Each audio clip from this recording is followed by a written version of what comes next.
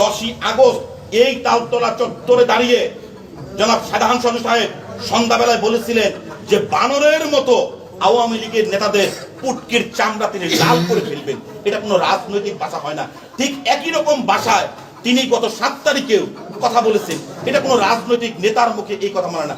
কোন শিক্ষিত সমাজ, ভদ্র সমাজ এ ধরনের উদ্ভট কথাবার্তাকে সমর্থন করে না বলে এটা আমার বিশ্বাস। আমরা তার বক্তব্যের তীব্র নিন্দা প্রতিবাদ জানাই এবং তার বক্তব্যকে ঘৃণা করে আমরা প্রত্যাখ্যান রেখেছেন। সেই বক্তব্যকে কেন্দ্র করে রাত্রি 10:30টায় উপজেলা বিএনপি পৌর বিএনপির নেতৃত্বে একটি বিক্ষোভ মিছিল হয় অতর্কিতভাবে। সেই বিক্ষোভ মিছিলে আমাদের নেতাকে হেয় করে উদ্দেশ্য প্রণোদিতভাবে বক্তব্য রাখেন জনাব শাহজাহান সাজু, মীর আবুল হাসেম এবং নাসির। সেই বক্তব্যের প্রতিবাদে আজকে আমাদের একটি প্রতিবাদ মিছিল ছিল।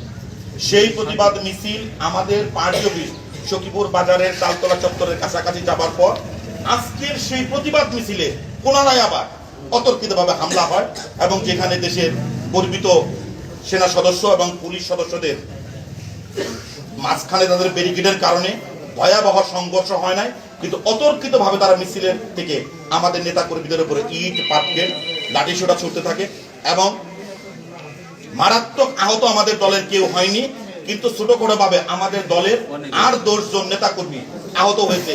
আমরা আপনাদের মাধ্যমে তারও তীব্র নিন্দা এবং প্রতিবাদ জানাই।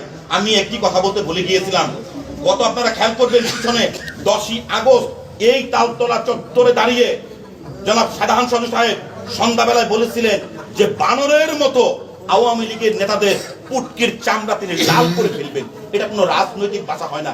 ঠিক একই রকম ভাষায় তিনি গত 7 তারিখেও কথা বলেছেন। এটা কোনো রাজনৈতিক নেতার মুখে এই কথা মানে না। কোন শিক্ষিত সমাজ, ভদ্র সমাজ এ ধরনের উদ্ভট কথাবার্তাকে সমর্থন করে না বলে এটা আমার বিশ্বাস। আমরা তার বক্তব্যের তীব্র নিন্দা প্রতিবাদ জানাই এবং তার বক্তব্যকে ঘৃণা করে আমরা